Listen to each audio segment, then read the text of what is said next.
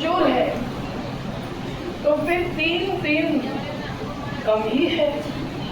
जिंदगी के 3 दिन क्या बड़ी बात होती है? लेकिन 3 दिन में अपन संविधान से लेकर नहीं तो बाबा साहब को फूल चढ़ाए और बाबा साहेब अमर रहे कहेंगे तो क्या उससे सबका भला होगा? नहीं।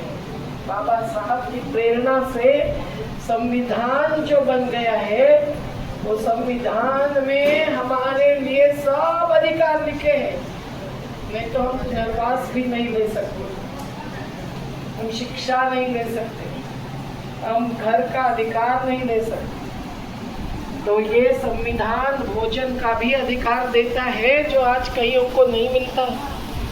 तो आज जो गंभीर स्थिति है आदिवासियों की, जल जंगल जमीन छीन लेते हैं, ये सब संविधान के खिलाफ है।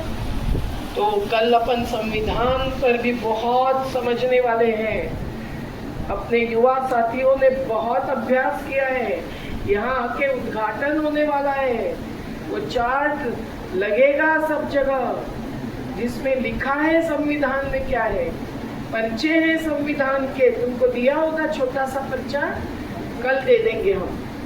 तो आज नर्मदा आंदोलन के सभी साथी, सेंचुरी के श्रमिक जनता संघ के साथी और अपने स्वास्थ्य अधिकार मंच के साथी और किसान संघर्ष समिति के साथी जो आए हैं वो सब एकजुटता के, हम सब किया। आंदोलन के सामाजिक जो काम है उसको मजबूती से किया। उन्हीं के समर्पण से और उन्हीं के काम को सलाम करते हुए हम लोग हर साल ये शिविर यहाँ होती है बड़वानी में, और उसी से आशीष भाई की स्मृति के बाद से हमने शुरू किया था युवा शिविर में। इस शिविर में बेसिकली 3 दिन हम लोग जो चर्चा करने वाले हैं और जो इसकी योजना शुरू हुई थी उसमें यही था कि युवाएं जो आए, एक तरीके से नर्मदा आंदोलन में आप सभी जानते हो कि 40 साल में एक पीढ़ी के बाद दूसरी पीढ़ी और तीसरी पीढ़ी भी आंदोलन के साथ से जुड़ी हुई है।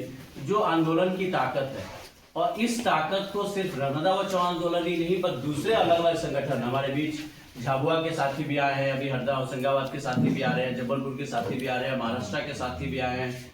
महेश भाई आजकल छत्तीसगढ़ के हो गए हैं लेकिन वो भी नर्मदा के ही साथी है। तो कई सारे जो साथी अलग अलग इलाकों से आए हैं। तो इससे नर्मदा आंदोलन से या एक आंदोलन से दूसरे आंदोलन की प्रेरणा क्या होती है, क्या चर्चा हुई है, तो इसलिए रखी गई है।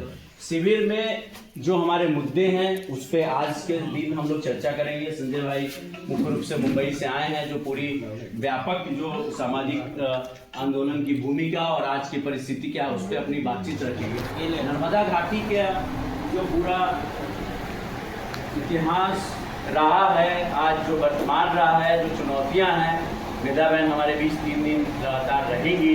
अलग अलग तरीकों में देश में क्या चल रहा है उसको जोड़ते अपनी बात रखी जाएगी। तो घाटी के जो मुद्दे हैं उस पर बात रखी जाएगी। साथ साथ जो दूसरे सवाल हैं, शिक्षा के सवाल हैं, स्वास्थ्य के सवाल हैं, सूचना का अधिकार, हम जानकारी कैसे निकालते हैं। अभी आराधना जैसे हम लोग बात कर रहे थे कि जानकारी निकालना कैसे है, निकालने के कुछ तकनीक भी होते हैं। खेती के ऊपर भी चर्चा होगी। योगिनी बहन आई हैं महाराष्ट्र से, जो शिक्षा के पूरे मुद्दे हैं, सवाल है, आज शिक्षा का जो बाजारीकरण हो रहा है उस पर अपनी बात रखेंगे। इसके साथ साथ खेती के जो पूरे सवाल हैं उसके बारे में भी बातचीत होगी।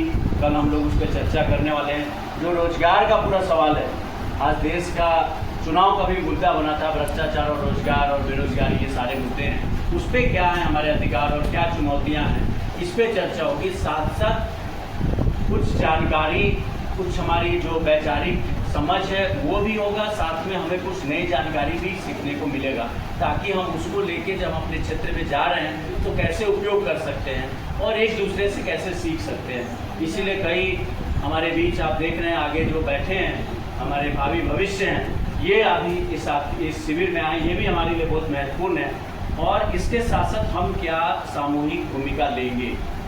बातचीत तो हो जाएगी लेकिन बातचीत के बाद जब वापस जाएंगे तो हम व्यक्तिगत स्तर पे, संगठन के स्तर पे, अपने इलाके में मिलकर हम क्या भूमिका लेंगे, क्या हम करेंगे, उसके बारे में भी एक सामूहिक चर्चा होगी जो परसों के सुबह के सत्र में रखा है। साथ साथ हम लोग यहाँ जो डूब प्रभावित इलाके हैं, जो बरसात के इलाके हैं, वहाँ पे क्या हो रहा है, लोगों के साथ हम बातचीत भी करेंगे ताकि उनको आंदोलन में रहने से क्या मिला, क्या आज चुनौतियाँ हैं और कैसे उन्होंने संघर्ष किया, इसको हम लोगों से साथ में बातचीत करके भी सीखेंगे। झाबुआ के साथी आए हैं।